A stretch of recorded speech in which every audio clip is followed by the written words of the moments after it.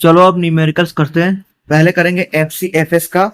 और F C F S क्या है, इसका हम क्राइटेरिया देखेंगे। तो पहले अराइवल टाइम, ओके। तो अराइवल टाइम देखते हैं। पहले अराइवल टाइम में हमको इसमें करना है, किसमें, एफ सी एफ एस में।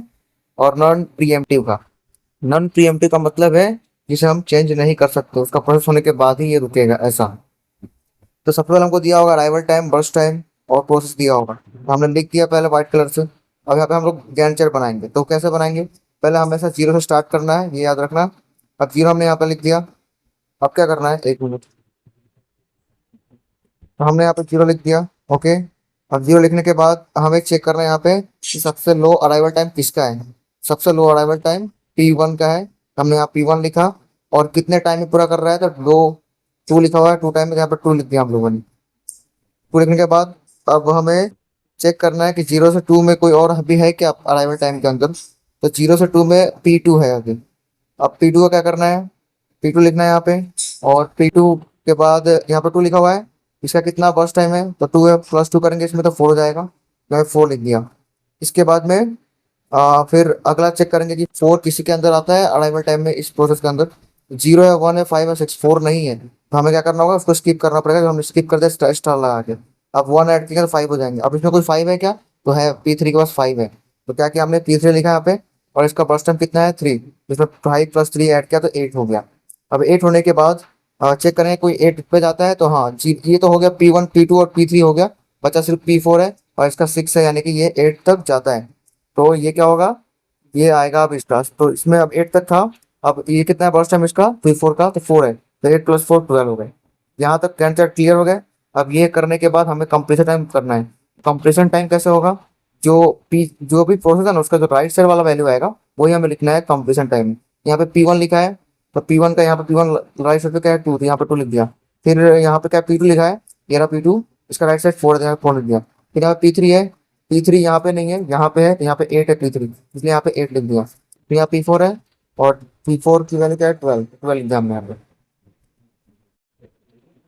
सो हमने गैंट चार्ट बना लिया और इससे हमने कंप्लीशन टाइम पे लिख दिया। बस अभी कुछ नहीं करना, आपको बस फॉर्मूला लगाने हैं। सिटी तो मैंने बता दिया क्या है, कि राइट साइड का जो वैल्यू आते हैं वही हमें यहाँ पे लिखना है। और वो पहले देखना है P1 है तभी P1 का ही लिखना है, ऐसा नहीं कि यहाँ P2 लिखा है और आप लाइन बाय लाइन लिख रहे हो, ऐसा नहीं लिखना है, ठीक है। अब ECT हो गया। फिर TAT क्या होता है, total around turn around, sorry, turn around time होता है। तो इसको क्या करेंगे, ये जो वैल्यू मिला है CT-80, CT-80, ओके। फिर WT कैसे फाइंड करेंगे, जो हमें इसका आंसर मिलेगा, इसका, इसको माइनस करना है इसके साथ, PT के साथ। फिर W2 मिल गया हमको। अब RT कैसे मिलेगा, तो इसमें जो लेफ्ट साइड का वैल्यू है ये वाला, P1 का लेफ्ट साइड ये है, P2 का लेफ्ट साइड ये है। उधर हम सिटी में हम राइट साइड ले रहे थे, पर RT में क्या करेंगे, लेफ्ट साइड लेंगे। इस लेफ्ट साइड को किससे माइनस करेंगे, अराइवल टाइम के साथ, यानी 80 के साथ। तो मान लो यहाँ पे जीरो है, राइट, तो जीरो माइनस जीरो, यहाँ पे जीरो आएगा, ऐसा, ओके। तो ये हो गया FCFS का, जिसमें अराइवल टाइम क्राइटेरिया होता है और नॉन प्रीएम्प्टिव होता है, जिसको हम चेंज नहीं कर सकते। अगले टॉपिक पे आते हैं इसी के अंदर। अगला है SJF, शॉर्टेस्ट जॉब फर्स्ट। इसका क्राइटेरिया क्या है, इसका फर्स्ट टाइम है। तो ये भी नॉन प्रीएम्प्टिव सेम उसकी तरह ही है, बस इसमें फर्स्ट टाइम आएगा अराइवल टाइम की जगह।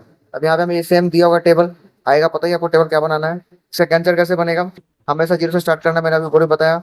आप जीरो यहाँ पे किसी में नहीं है, राइट, किसी में जीरो नहीं है, इसलिए जीरो का जीरो रहेगा और यहाँ पे स्टार आ जाएगा एंड नथिंग आ जाएगा।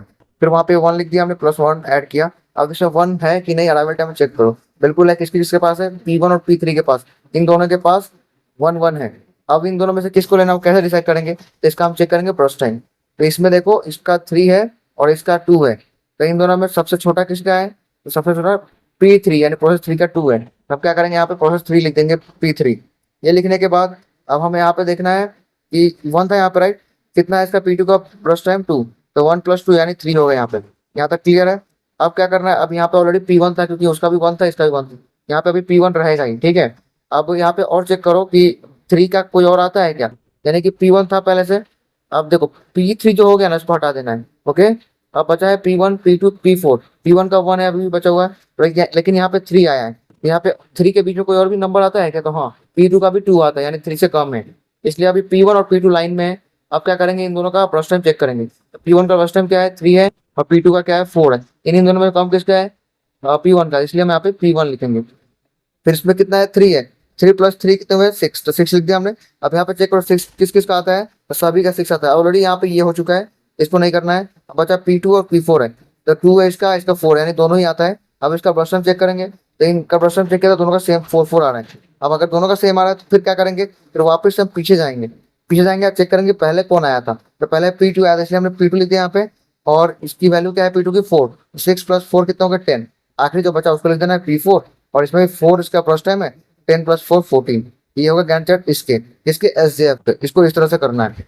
बस आगे आपको पता ही है क्या करना है, हमको CT करना है, फिर उसके बाद में TAT करना है, फिर WT करना है, फिर RT करना है, राइट। उसका फॉर्मूला मैंने आपको बता ही दिया था, सेम यही वाला फॉर्मूला इस्तेमाल करना है। CT पता चल गया आपको। अब हाँ, इसमें CT क्या लेना है, देखो CT क्या आएगा, इस ये 1 तो नहीं आएगा क्योंकि ये स्टार इसका कुछ भी नहीं है। 3 आएगा सीधा, 3 आएगा, 6 आएगा, 10 आएगा, 14 आएगा इसका CT। बाकी आपको पता है फॉर्मूला आके सॉल्व करना है। इतना ही है इस दोनों टॉपिक्स में, ओके।